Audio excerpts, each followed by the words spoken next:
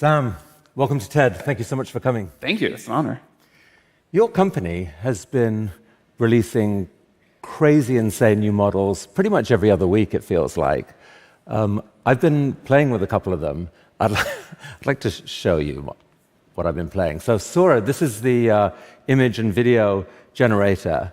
I asked Sora this: what will it look like when you share some shocking revelations here at TED? You want to see how it imagined it? You know? I mean, not bad, right? How would you grade that? 5 fingers on all hands. Very close to what I'm wearing, you know? It's good. I've never seen you quite that animated. You're normally No, I don't. I'm not that animated of a person. So maybe a B+. But this one genuinely astounded me when I asked it to come up with a diagram that shows the difference between intelligence and consciousness. Like, how would you do that? This is what it did. I mean, this is so simple, but it's incredible. What is the kind of process that would allow, like, this is clearly not just image generation, it's linking into the core intelligences that your overall model has. Yeah, the new image generation model is part of GPT-4o, so it's got all of the intelligence in there. And I think that's one of the reasons it's been able to do these things that people really love.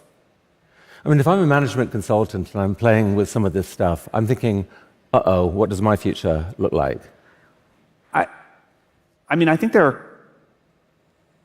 sort of 2 views you can take. You can say, oh man, it's doing everything I do. What's going to happen to me? Or you can say, like through every other technological revolution in history, okay, now there's this new tool. I can do a lot more. What am I going to be able to do? It is true that the expectation of what we'll have for someone in a particular job increases, but the capabilities will increase so dramatically that I think it'll be easy to rise to that occasion. So this impressed me too. I asked it to imagine Charlie Brown as thinking of himself as an AI. Came up with this. I thought this was actually rather profound. What do you think? I mean, the writing quality of some of the new models, not just here but in detail, it's really going to a new level. Yeah, I mean, this is an incredible meta answer, but there's really no way to know if it is thinking that or it just saw that a lot of times in the training set. And of course, like, if you can't tell the difference, how much do you care? So that's really interesting. We don't know. Isn't there though, like at first glance, this looks like IP theft. Like, you guys don't have a deal with the Peanuts estate, or? You can clap about that all you want. Enjoy. I will say that I think the creative spirit of humanity is an incredibly important thing. And we want to build tools that lift that up, that make it so that new people can create better art, better content, write better novels that we all enjoy. I believe very deeply that humans will be at the center of that. I also believe that we probably do need to figure out some sort of new model around the economics of creative output. I think people have been building on the creativity of others for a long time. People take inspiration for a long time. But as the access to creativity gets incredibly democratized and people are building off of each other's ideas all the time, I think there are incredible new business models that we and others are excited to explore. Exactly what that's going to look like, I'm not sure. Like, clearly, there's some cut and dry stuff. Like, you can't copy someone else's work. But how much inspiration can you take? If you say, I want to generate art in the style of these 7 people, all of whom have consented to that, how do you, like, divvy up how much money goes to each one? Right. These are, like, big questions. But every time throughout history we have put better and more powerful technology in the hands of creators, I think we collectively get better creative output, and people do just more amazing stuff. I mean, an even bigger question is when they haven't consented to it. In our opening session, Carol Cadwallader showed, ChatGPT give a talk in the style of Carol Cadwallader, and sure enough, it gave a talk that wasn't quite as good as the talk she gave, but it was pretty impressive. And she said, okay, it's great, but I did not consent to this. How are we going to navigate this? Like, isn't there a way, should it just be people who consented, or shouldn't there be a model that somehow says that any named individual in a prompt whose work is then used, they should get something for that. So right now, if you use our image gen thing and say, I want something in the style of a living artist, it won't do that. But if you say I want it in the style of this particular kind of vibe, or this studio, or this art movement, or whatever, it will. And obviously, if you're output a song that is like a copy of the song, it won't do that.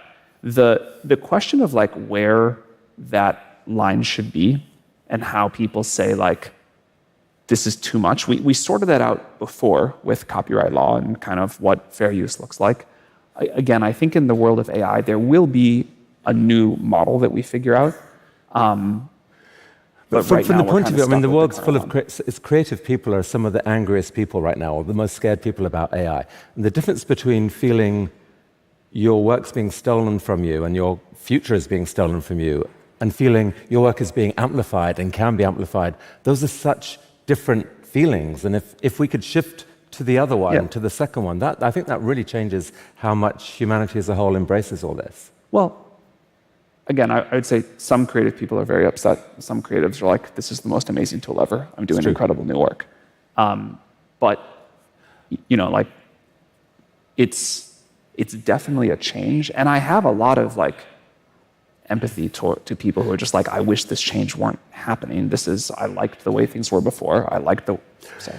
But in principle, you can calculate from any given prompt how much... There should be some way of being able to calculate what percentage of a subscription revenue or whatever goes towards each answer. In principle, it should be possible, if one could get the rest of the rules figured out. It's obviously complicated. You could calculate some kind of revenue share, no? If you're a musician and you spend your whole life, your whole childhood, whatever, listening to music, and then you get an idea and you go compose a song that is inspired by what you've heard before, but a new direction, it'd be very hard for you to say, this much was from this song I heard when I was 11, this much from when I saw. That's right, but we're talking here about the situation where someone specifically in a prompt names someone. Yeah, well, again, right now, if you try to go generate an image in a named style, we just say that artist is living, we don't do it. But I think it would be cool to figure out a new model where if you say, I want to do it in the name of this artist, and they opt in, there's a revenue model there. I think that's a good thing to explore. So I think the world should help you figure out that model quickly, and I think it will make a huge difference, actually.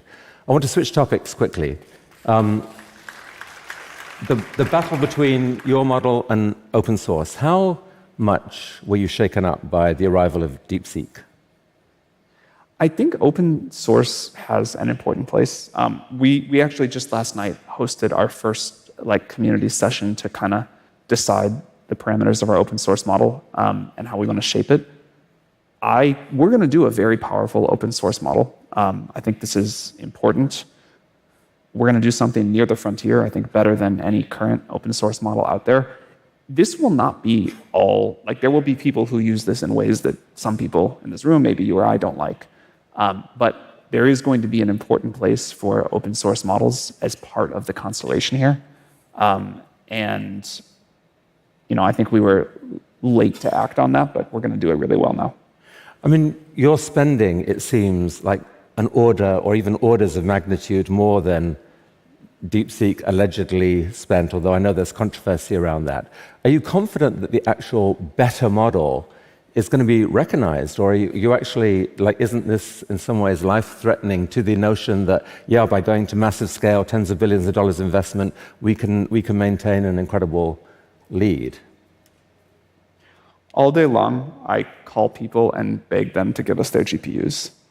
We are so incredibly constrained. Our growth is going like this. DeepSeek launched, and it didn't seem to impact it. There's other stuff that's happening. Tell us about the growth, actually. You gave me a shocking number backstage there. I have never seen growth in any company, one that I've been involved with or not, like this, like the growth of ChatGPT. It's really fun. I feel deeply honored, but it is crazy to live through, and our teams are exhausted and stressed, and we're trying to keep things up. How many users do you have now? I think the last time we said was 500 million weekly actives, and it is growing very rapidly.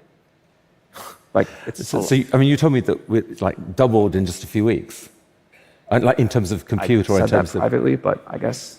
Oh. I misremembered, Sam. That's all right. I'm sorry. We can edit that out of the thing if you really want to, problem. and no one here it's would growing, tweet it. It's growing very fast.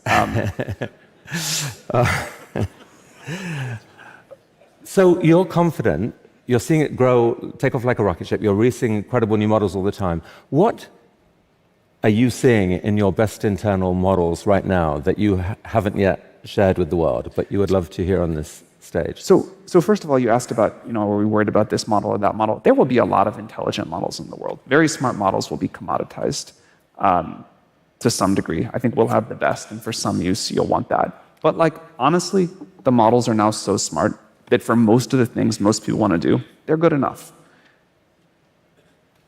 I hope that'll change over time because people will raise their expectations. But if you're kind of using ChatGPT as a standard user, the model capability is very smart.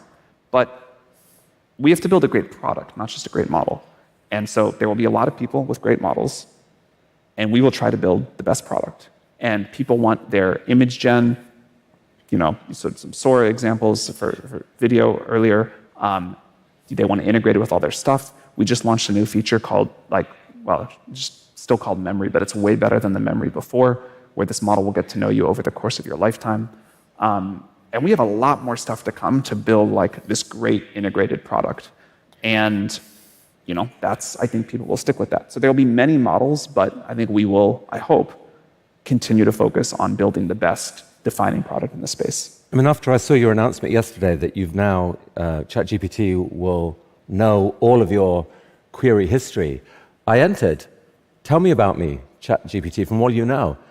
And my jaw dropped, Simon. It was shocking. It knew who I was and all these sort of interests that hopefully mostly were pretty much appropriate and shareable. But it was astonishing. And I felt the sense of real excitement, a little bit queasy, but mainly excitement, actually, at how much more that would allow it to be useful to me. One of our researchers tweeted, kind of yesterday or this morning, that the upload happens bit by bit. Huh. It's not that you plug your brain in one day, but you will talk to ChatGPT over the course of your life. At some day, maybe if you want, it'll be listening to you throughout the day and sort of observing what you're doing, and it'll get to know you, and it'll become this extension of yourself, this companion, this thing that just tries to help you be the best, do the best you can. In the movie Her, the AI basically announces that she's read all of his emails and decided he's a great writer and sends persuades a publisher to publish him. Is that might be coming sooner than we think? I don't think it'll happen exactly like that, but yeah, I think something in the direction where AI, you don't have to just go to ChatGPT or whatever and say, I have a question, give me an answer, but you're getting proactively push things that help you, that make you better, whatever. That does seem like it's soon. So what have you seen that's coming up internally that you think is going to blow people's minds? Give us at least a hint of what the next big jaw dropper is. The thing that I'm personally most excited about is AI for science at this point. I think I am a big believer that the most important driver of the world and people's lives getting better and better is new scientific discovery. We can do more things with less. We sort of push back the frontier of what's possible. We're starting to hear a lot from scientists with our latest models that they're actually just more productive than they were before. That's actually mattering to what they can discover. What's a plausible near-term discovery, like room temperature? Superconductors, that would be a great one. Superconducting, yeah. Is that possible? Yeah, I don't think that's prevented by the laws of physics, so it should be possible. Yeah. But we don't know for sure. I think you'll start to see some meaningful progress against disease with AI-assisted tools. Physics maybe takes a little bit longer, but I hope for it. So that's one direction. Another that I think is big is starting pretty soon, in the coming months. Software development has already been pretty transformed. It's quite amazing how different the process of creating software is now than it was 2 years ago. But I expect another move that big in the coming months as agentic software engineering really starts to happen. I've heard engineers say that they've had almost like religious-like moments with some of the new models, where suddenly they can do in an afternoon what would have taken them 2 years. It's like mine. It really, like, that's been one of my big feel the AGI moments. But talk about what is the scariest thing that you've seen? Because like outside, a lot of people picture you as, you have access to this stuff, and we hear all these rumors coming out of AI, and it's like, oh my God, they've seen consciousness, or they've seen AGI, or they've seen some kind of apocalypse coming. Has there been a scary moment when you've seen something internally and thought, uh-oh, we need to pay attention to this? There have been like moments of awe, and I think with that is always like, how far is this going to go? What is this going to be?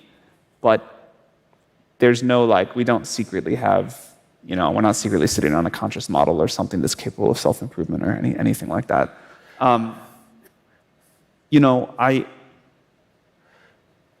People have very different views of what the big AI risks are going to be. And I myself have like evolved on thinking about where we're going to see those. But I continue to believe there will come very powerful models that people can misuse in big ways. People talk a lot about the potential for new kinds of bioterror, models that can present like a real cybersecurity challenge, models that are capable of self-improvement in a way that leads to some sort of loss of control. So I think there are big risks there. And then there's a lot of other stuff, which honestly is kind of what I think many people mean, where people talk about disinformation or models saying things that they don't like or things like that. Sticking with the first of those, do you check for that internally before release? Of course, yeah. So we have this preparedness framework that outlines how we do that. I mean, you've had some departures from your safety team. How many people have departed? Why have they left? We have, I don't know the exact number, but there are clearly different views about AI safety systems. I would really point to our track record. There are people who will say all sorts of things. Something like 10% of the world uses our systems now, a lot. And we are very proud of the safety track record. But track record isn't the issue in a way, because no, it kind of we're is. talking about an exponentially growing power where we fear that we may wake up one day and the world is ending. So it's really not about track record. It's about plausibly saying that the pieces are in place to shut things down quickly if we see a danger. Oh yeah. No, of course that's important. You don't like wake up one day and say, hey, we didn't have any safety process in place. Now we think the model's really smart. So now we have to care about safety. You have to care about it all along this exponential curve. Of course, the stakes increase and there are big challenges, but the way we learn how to build safe systems is this iterative process of deploying them to the world, getting feedback while the stakes are relatively low, learning about like, hey, this is something we have to address. And I think as we move into these agentic systems, there's a whole big category of new things we have to learn to address. So let's talk about agentic systems and the relationship between that and AGI. I think there's confusion out there. I'm confused. So artificial general intelligence, it feels like ChatGPT is already a general intelligence. I can ask it about anything and it comes back with an intelligent answer. Why isn't that AGI? It doesn't. First of all, you can't ask it anything. That's very nice of you to say, but there's a lot of things that it's still embarrassingly bad at. But even if we fix those, which hopefully we will, it doesn't continuously learn and improve. It can't go get better at something that it's currently weak at. It can't go discover new science and update its understanding and do that. And it also kind of can't, even if we lower the bar, it can't just sort of do any knowledge work you could do in front of a computer. I actually, even without the sort of ability to get better at something it doesn't know yet, I might accept that as a definition of AGI. But the current systems, you can't say like, hey, go do this task for my job, and it goes off and clicks around the internet and calls someone and looks at your files and does it. And without that, it feels definitely short of it. I mean, do you guys have internally a clear definition of what AGI is? And when do you think that we may be there? It's one of these, it's like the joke, if you got 10 OpenAI researchers in a room and asked to define AGI, you'd get 14 definitions. And That's worrying, though, isn't it? Because No, well- that has been the mission initially. We're going to be the first to get to AGI. We'll do so safely, but we don't have a clear definition of what it is. I was going to finish the answer. Sorry.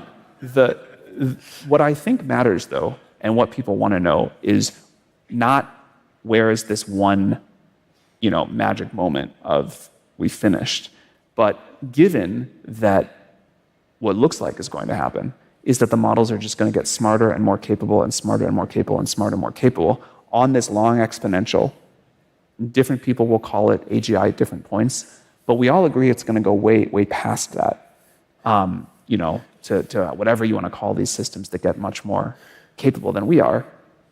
The thing that matters is how do we talk about a system that is safe through all of these steps and beyond, as the system gets more capable than we are, as the system can do things that we don't totally understand. And I think more important than when is AGI coming and what's the definition of it, it's recognizing that we are in this unbelievable exponential curve. Yeah. And you can, say, this is what I think AGI is. You can say, you think this is what you think AGI is. Someone else can say superintelligence is out here. But we're going to have to contend and get wonderful benefits from this incredible system. And so I think we should shift the conversation away from what's the AGI moment to a recognition that, this thing is not going to stop. It's going to go way beyond what any of us would call AGI. And we have to build a society to get the tremendous benefits of this and figure out how to make it safe. Well, one of the conversations this week has been that the real change moment is, AGI is a fuzzy thing, but what is clear is agentic AI, when AI is set free to pursue projects on its own and to put the pieces together. You've actually, you've got a thing called Operator, which starts to do this. And I tried it out. I wanted to book a restaurant, and it's kind of incredible. It kind of can go ahead and do it, but this is what it said. There's it was an intriguing process, and give me your credit card and everything else. And I declined on this case to go forward. But I think this is the challenge that people are going to have. It's kind of like, it's an incredible superpower.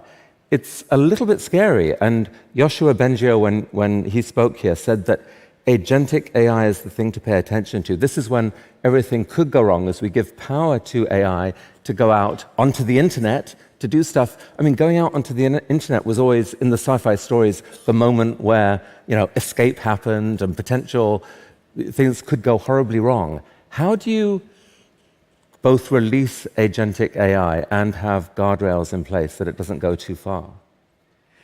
First of all, obviously you can choose not to do this and say, I don't want this. I'm going to call the restaurant and read them my credit card over the phone. I could choose, but someone else might say, go out ChatGPT onto the internet at large and rewrite the internet to make it better for humans or whatever. Yeah, the point I was going to make is just with any new technology, it takes a while for people to get comfortable. I remember when I wouldn't put my credit card on the internet because my parents had convinced me someone was going to read the number and you had to fill out the form and then call them. And then we kind of all said, okay, we'll build anti-fraud systems and we can get comfortable with this.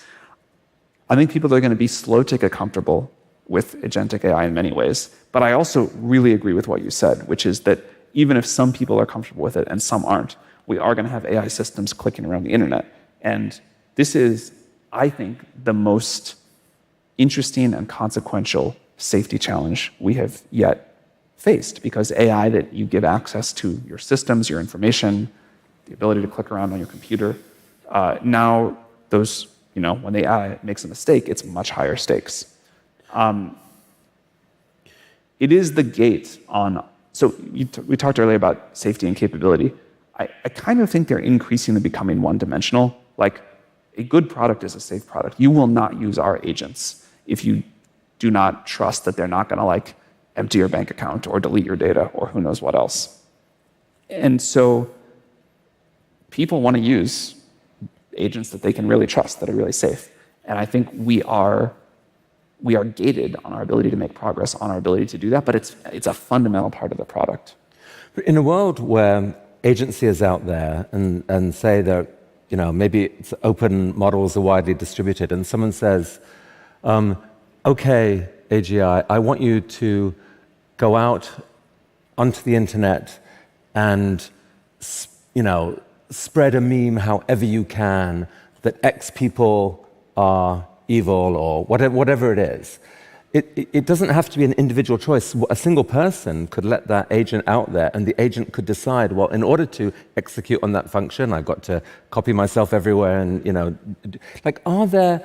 are there red lines that you have clearly drawn internally, where you know what the danger moments are, and that we cannot put out something that could go beyond this? Yeah. So this is the purpose of our preparedness framework. And we'll update that over time, but we've tried to outline where we think the most important danger moments are, or what the categories are, how we measure that, and how we would mitigate something before releasing it. I could tell from the conversation you're not a big AI fan. No, actually, on the contrary, I use it every day. I'm awed by it. I think this is an incredible time to be alive. I wouldn't be alive any other time, and I cannot wait to see where it goes. But we've been holding, I think it's essential to hold, we can't divide people into those camps. You have to hold a passionate belief in the possibility, but not be over-seduced by it, because things could go horribly wrong.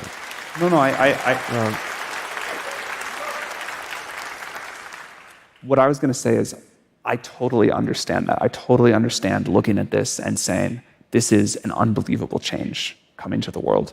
And, maybe I don't want this. Or maybe I love parts of it. Maybe I love talking to ChatGPT, but I worry about what's going to happen to art. And I worry about the pace of change. And I worry about these agents clicking around the internet. And maybe on balance, I wish this weren't happening. Or maybe I wish it were happening a little slower. Or maybe I wish it were happening in a way where I could pick and choose what parts of progress were going to happen. And I think the fear is totally rational. The anxiety is totally rational. We all have a lot of it too. But A, there will be tremendous upside. Obviously, you use it every day, you like it. B, I really believe that society figures out over time, with some big mistakes along the way, how to get technology right. And C, this is going to happen. This is like a discovery of fundamental physics that the world now knows about, and it's going to be part of our world. And I think this conversation is really important. I think talking about these areas of danger are really important. Talking about new economic models are really important. But we have to embrace this with caution, but not fear, or we will get run by with other people that use AI to do better things. You've actually been one of the most eloquent proponents of safety. You testified in the Senate. I think you said basically that we should form a new safety agency that licenses any effort, i.e. it will refuse to license certain efforts. Do you still believe in that policy proposal? I have learned more about how the government works. I don't think this is quite the right policy proposal. What is the right policy proposal? But I do think the idea that as these systems get more advanced and have legitimate global impact, we need some way, maybe the companies themselves put together the right framework or the right sort of model for this, but we need some way that very advanced models have external safety testing, and we understand when we get close to some of these danger zones. I very much still believe in that. It struck me as ironic that a safety agency might be what we want, and yet agency is the very thing that is unsafe. There's something odd about the language there, but anyway. I asked... Can I say one more thing on that? Yes, please. Yeah, I do think this concept of we need to define rigorous testing for models, understand what the threats that we collectively, society, most want to focus on, and make sure that as models are getting more capable, we have a system where we all get to understand what's being released in the world. I think this is really important. And I think we're not far away from models that are going to be of great public interest in that sense. So Sam, I asked your O1 Pro reasoning model, which is incredibly... Thank you for the $200. $200 a month. It's a bargain at the price. I said, what is the single most penetrating question I could ask you? It thought about it for 2 minutes. 2 minutes. You want to see the question? I do. Sam, given that you're helping create technology that could reshape the destiny of our entire species, who granted you, or anyone, the moral authority to do that? And how are you personally responsible, accountable if you're wrong? No, it was good. That was impressive. You've been asking me versions of this for the last half hour. What do you think? But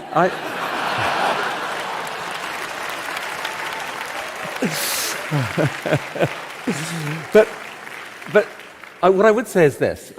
Here's my version of that question. But no answer?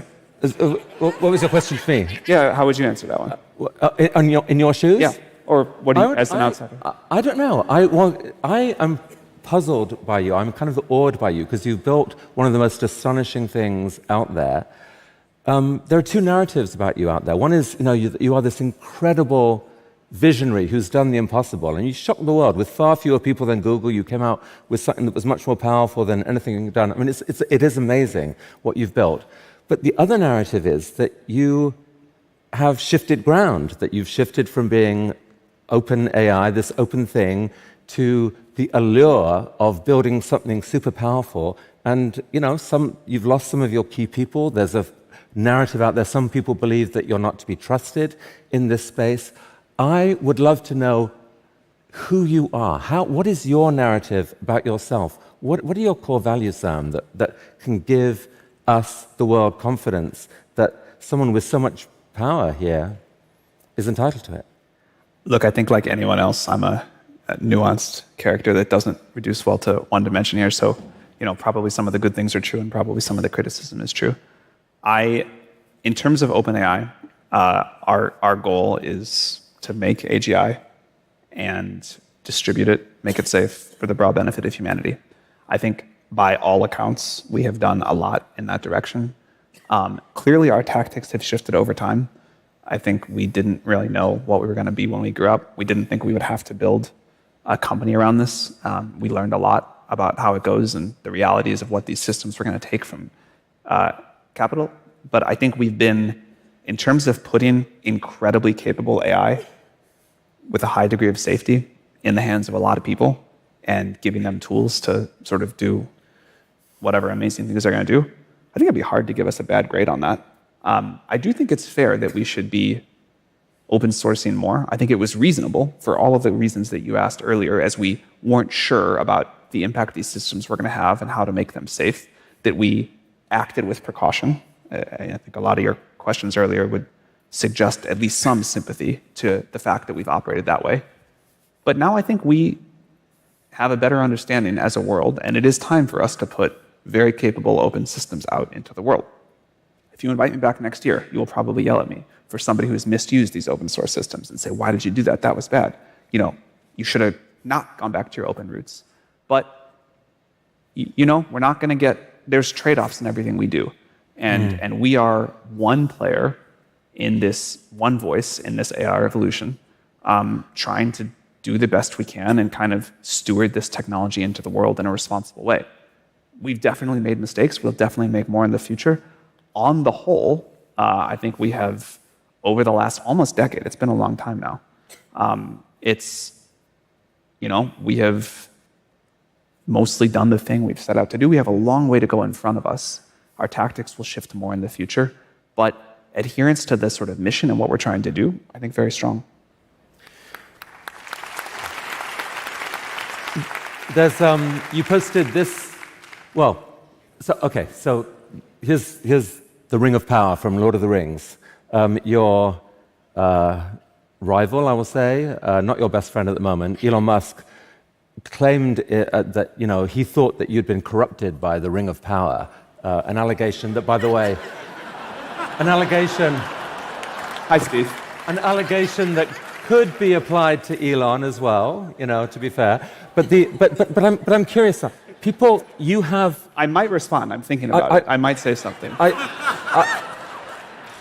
It's in everyone's mind as we see technology CEOs get more powerful, get richer, is can they handle it? Or does it become irresistible? Does the power and the wealth make it impossible to sometimes do the right thing and you just have to cling tightly to that ring? What do you think? I mean, do you feel that ring sometimes? How do you think I'm doing relative to other CEOs that have gotten a lot of power and changed how they act or done a bunch of stuff in the world? Like, how do you think? You have a beautiful. You are not a rude, angry person who comes out and says aggressive things to other people. Sometimes you do not, I do that. That's my single vice. But, you know. No, I think in the way that you personally conduct yourself, it's impressive. I mean, the question some people ask is that the real you, or is there something else going on? I'll take the feedback. We all have seen CEOs. You put up the Sauron Ring of Power, or whatever that thing is. So I'll take the feedback. What is like something I have done where you think I've been corrupted by power? I think the fear is that just the transition of OpenAI to a for-profit model is. Some people say, well, there you go. You got corrupted by the desire for wealth. At one point there was going to be no equity in it. It'll make you fabulously wealthy. By the way, I don't think that is your motivation personally. I think you want to build stuff that is insanely cool. And what I worry about is that is the competitive feeling that you see other people doing it, and it makes it impossible to develop at the right pace. But you tell me. If you don't feel that, like what? So few people in the world have the kind of capability and potential you have. We don't know what it feels like. What does it feel like?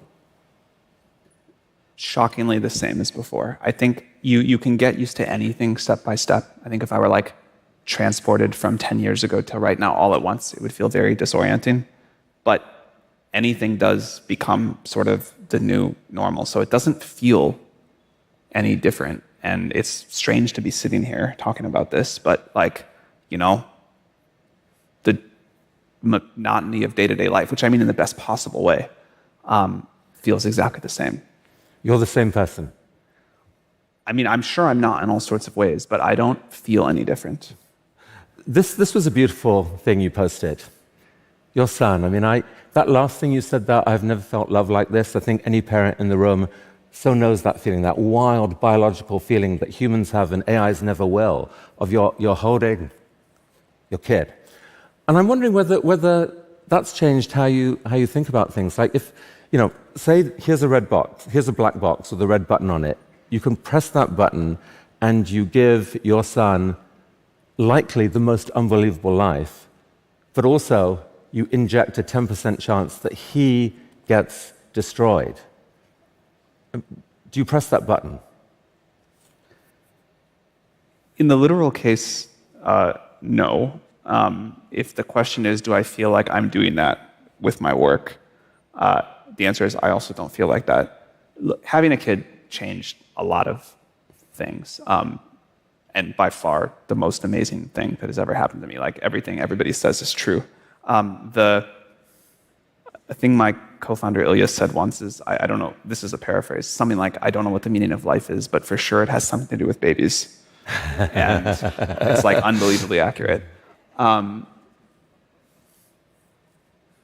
It changed how much I'm willing to like spend time on certain things, and like the kind of cost of not being with my kid is just like crazily high. And but I really cared about like not destroying the world before. I really care about it now. I didn't need a kid for that part. I mean, I definitely think more about like what the future will be like for him in particular, but I feel like a responsibility to do the best thing I can for the future for everybody. Tristan Harris gave a very powerful talk here this week in which he said that the key problem, in his view, was that you and your peers in these other models all feel basically that the development of advanced AI is inevitable, that the race is on, and that there is no choice but to try and win that race and to do so as responsibly as you can. And maybe there's a scenario where your super intelligent AI can act as a brake on everyone else's or something like that. But the very fact that everyone believes it is inevitable means that is a pathway to serious risk and instability.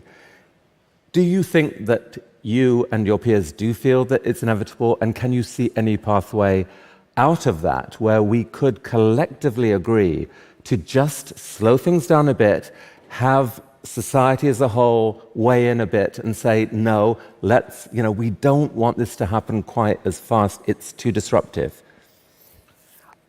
First of all, I think people slow things down all the time because the technology is not ready, because something's not safe enough, because something doesn't work. There are, I think, all of the efforts hold on things, pause on things, delay on things, don't release certain capabilities. So I think this happens. And again, this is where I think the track record does matter. If we were rushing things out and there were all sorts of problems, either the product didn't work as people wanted it to, or there were real safety issues or other things there. And I will come back to a change we made. I think you could do that. There is communication between most of the efforts. With one exception, I think all of the efforts care a lot about AI safety. And I think that I'm obviously not going to say. And I think that there's really deep care to get this right. I think the caricature of this is just like this crazy race or sprint or whatever misses the nuance of people are trying to put out models quickly and make great products for people, but people feel the impact of this so incredibly that, I think if you could go sit in a meeting in OpenAI or other companies, you'd be like, oh, these people are really kind of caring about this. Now, we did make a change recently to how we think about one part of what's traditionally been understood as safety, which is with our new image model, we've given users much more freedom on what we would traditionally think about as speech harms. If you try to get offended by the model, will the model let you be offended? And in the past, we've had much tighter guardrails on this. But I think part of model alignment is following what the user of a model wants it to do within the very broad bounds of what society decides. So if you ask the model to depict a bunch of violence or something like that, or to sort of reinforce some stereotype, there's a question of whether or not it should do that. And we're taking a much more permissive stance. Now, there's a place where that starts to interact with real-world harms that we have to figure out how to draw the line for. But I think there will be cases where a company says, okay, we've heard the feedback from society. People really don't want models to censor them in ways that they don't think make sense. That's a fair safety negotiation. But to the extent that this is a problem of collective belief, the solution to those kinds of problems is to bring people together and meet at one point and make a different agreement. If there was a group of people, say here or out there in the world, who were willing to host a summit of the best ethicists, technologists, but not too many people, small, and you and your peers, to try to crack what agreed safety lines could be across the world, would you be willing to attend? Would you urge your colleagues to come? Of course, but I'm much more interested in what our hundreds of millions of users want as a whole. I think a lot of the room has historically been decided in small elite summits. One of the cool new things about AI is our AI can talk to everybody on Earth. And we can learn the collective value preference of what everybody wants, rather than have a bunch of people who are blessed by society to sit in the room and make these decisions. I think that's very cool. And I think you will see us do more in that direction. And when we have gotten things wrong because the elites in the room had a different opinion about what people wanted for the guardrails on image gen than what people actually wanted, and we couldn't point to real-world harm, so we made that change, I'm proud of that. I mean, there is a long track record of unintended consequences coming out of the actions of hundreds of millions of people, and there are also 100 people in a room making a decision. And the hundreds of millions of people don't have control over, they don't necessarily see what the next step could lead to. I am hopeful that is totally accurate and totally right. I am hopeful that AI can help us be wiser, make better decisions, can talk to us, and if we say, hey, I want thing X, rather than the crowd spin that up, AI can say, hey, totally understand that's what you want. If that's what you want at the end of this conversation, you're in control, you pick. but have you considered it from this person's perspective, or the impact it'll have on this people? Like, I think AI can help us be wiser and make better collective governance decisions than we could before. Well, we're well out of time. Sam, I'll give you the last word. What kind of world do you believe, all things considered, your son will grow up into?